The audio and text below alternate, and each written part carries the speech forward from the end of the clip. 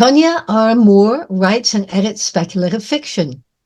She is a poetry acquiring editor at Faya Literary Magazine. Did I pronounce that correctly, Tonya? You most certainly did. Great. A lovely magazine. An associate writer at Galactic Journey, a Voodoo Nuts 2022 fellow, and a 2022 finalist for Analog Science Fiction and Facts Award for Emerging Black Authors. Congratulations, Tonya, and take it away. Good evening, everyone. Tonight I'll be reading an abridged version of a short story from the second edition of Odes to the Multiverse, a short fiction omnibus of speculative fiction, which was my 2020 pandemic project. I'm sure we all have one.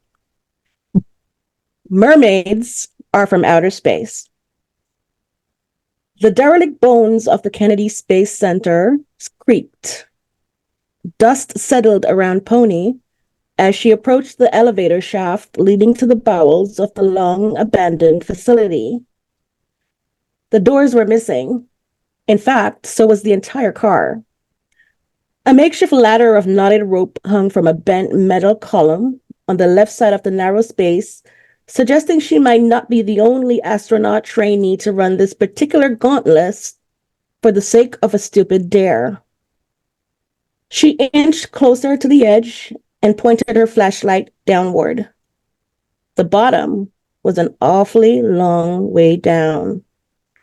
She kicked at a knot in the rope ladder and then grabbed hold of the rope with one hand. Flashlight clamped in her teeth. She swung her body over the edge and held on for dear life, inching her way down. Lord, it was unnerving, descending into the dark. Her racing heart threatened to thump right out of her chest. 2 more corridors deeper down, she came upon another massive pair of doors. There was power down here for some reason.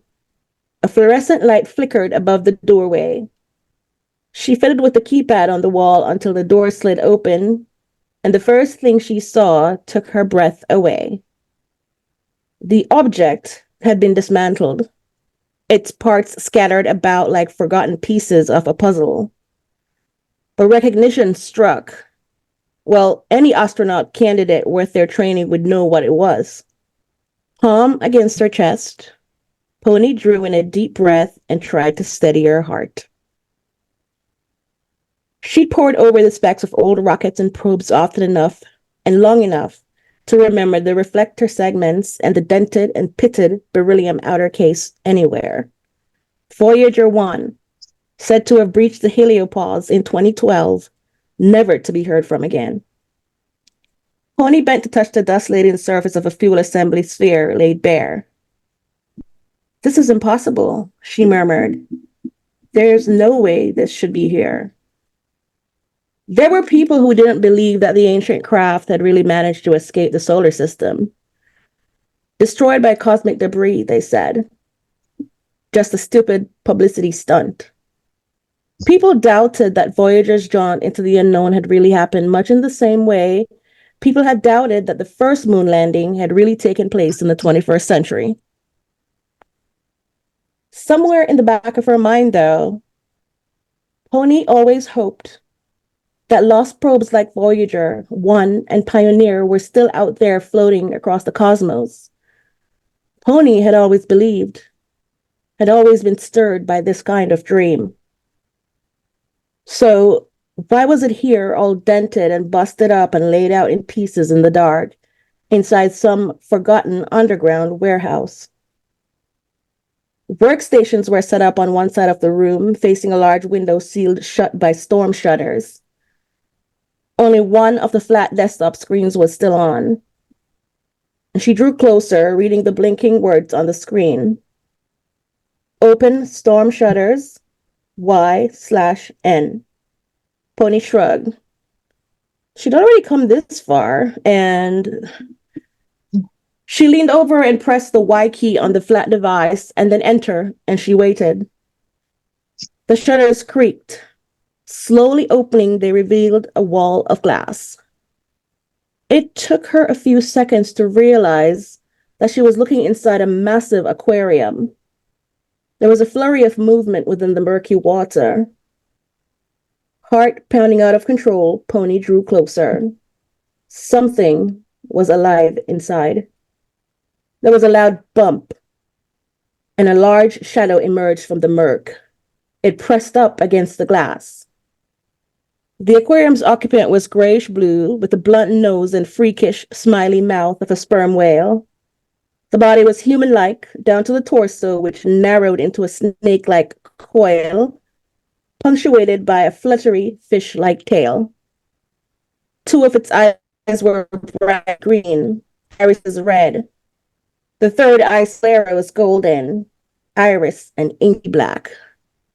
A tangled mass of wires trailed out from above the middle eye and flowed out behind the creature. And it stared down at Pony like an elephant staring down a mouse. The creature's enormous hands pressed up against the glass. And Pony wanted to run. She couldn't. She couldn't even fathom why she couldn't. A weird sound whooshed out of her mouth. And then she heard a crack as the glass splintered. Beads of water welled up into the cracks in the glass, and there was another loud thud. With that, the glass shattered, and a deluge of cold water came spewing out, dousing her from head to toe. The creature's tail writhed and twisted as it crept out of the broken enclosure. Pony retreated, backing up against the table as the creature drew near. You.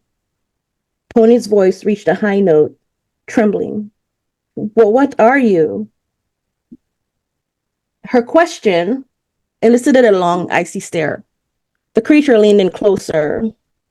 It studied Pony at length, and Pony stared back, trapped within that gravid silence. Her eyes shifted to a corpse knocked sideways that lay submerged in the water.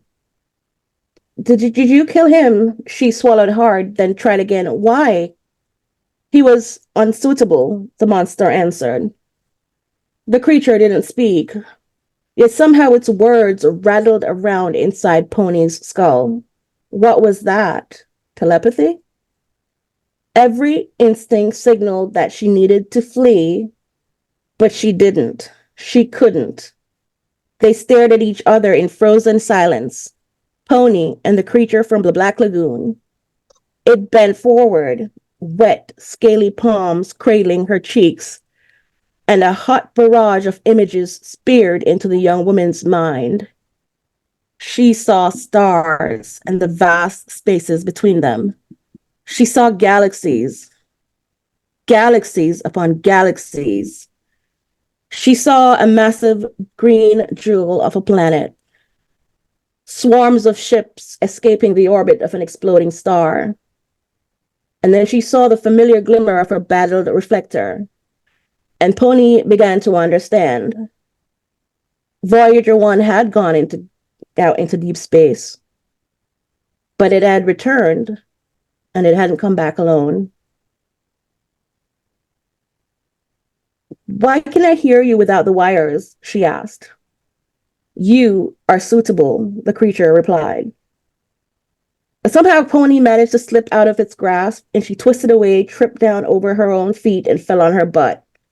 And water sloshed everywhere as she desperately scrambled for the exit.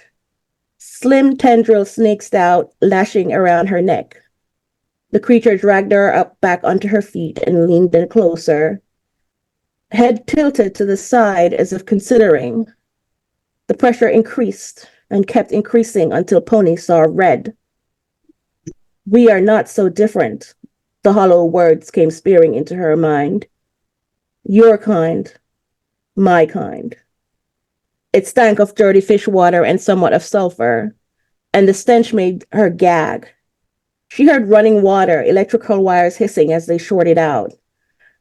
And then Pony felt the stab of something hard and sharp burrowing into the bone of her skull. She screamed, and through the haze of pure agony, she saw the creature's mouth open, revealing double rows of long, spiky teeth. The end.